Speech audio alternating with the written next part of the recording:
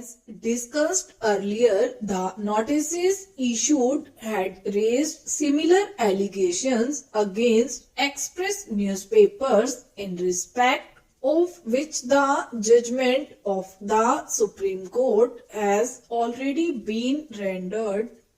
The mere fact that permission was granted by the Supreme Court to the Union of India for filing of a civil suit for the purpose of conversion charges and additional ground rent cannot mean that the Union of India was permitted to raise all the issues once again by way of a civil suit. The entire evidence, consisting of letters, the perpetual lease deeds, the letters, approvals, etc., have all been discussed in detail in the decisions of the Supreme Court. The decision in Dara and others holds that decisions in writ petitions would also bind the parties as res judicata, though evidence may not have been led. The relevant extracts of the said decision are set out as: this court had occasion to consider the application of the rule of res judicata to a petition filed under Article 32 in MS.M. Sharma versus Dr. Shri Krishna Sinha. In that case, the petitioner had moved this court under Article 32 and claimed an appropriate writ against the chairman and the members of the Committee of Privileges of the State Legislative Assembly. The said petition was dismissed. Subsequently, he filed another petition substantially for the same relief and then arose for the substantially on the same allegations. One of the points which then arose for the decision of this court was whether the second petition was competent, and this court held that it was not because of the rule of res judicata.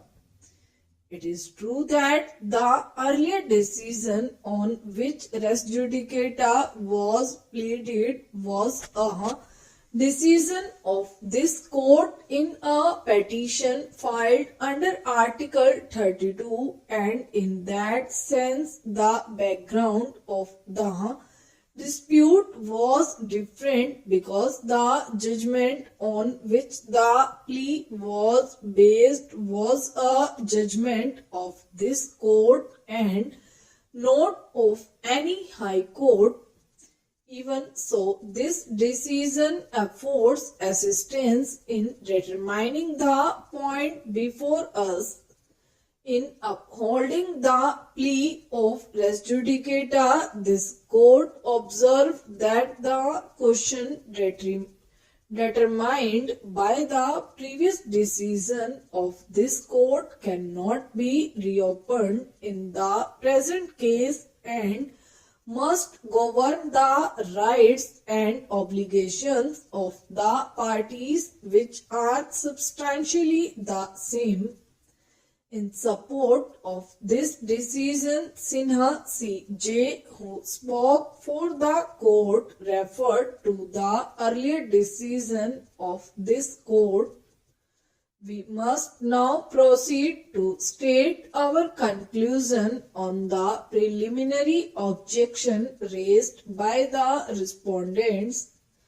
We hold that if a writ petition filed by a party under Article 226 is considered on the merits as a contested matter and is dismissed, the decision thus pronounced would continue to bind the parties unless it is otherwise modified or reversed by appeal or other appropriate proceedings permissible under the Constitution.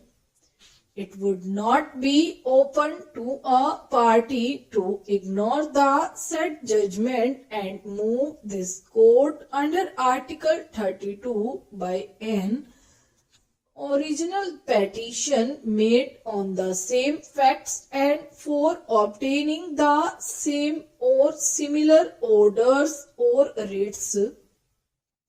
If the petition filed in the High Court under Article 226 is dismissed not on the merits but because of the laches of the party applying for the writ or because it is held that the party had an alternative remedy available to it, then the dismissal of the writ petition would not constitute a bar to a subsequent petition under Article 32, except in cases where and if the facts thus found by the High Court may themselves be relevant even under Article 32.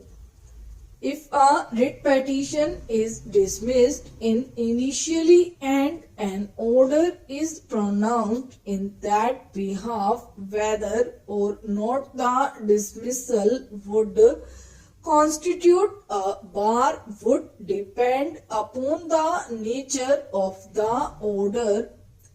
If the order is on the merits, it would be a bar if the order shows that the dismissal was for the reason that the petitioner was guilty of laches or that he had an alternative remedy. It would not be a bar except in cases which we have already indicated. If the petition is dismissed initially without passing a speaking order, then such dismissal cannot be treated as creating a bar of res judicata. It is true that prima facie dismissal in limine, even without passing a speaking order in that behalf, may strongly suggest that the court took the view that there was no substance in the petition at all. But in the absence of a speaking order, it would not be easy to decide what factors weighed in the mind of the court, and that makes it difficult and unsafe to hold that such a summary dismissal is a dismissal on merits and as such constitutes a bar of res judicata against a similar petition filed under Article 32. If the petition is dismissed as withdrawn, it cannot be a bar to a subsequent petition under Article 32 because in such a case, there has been no decision on the merits by the court.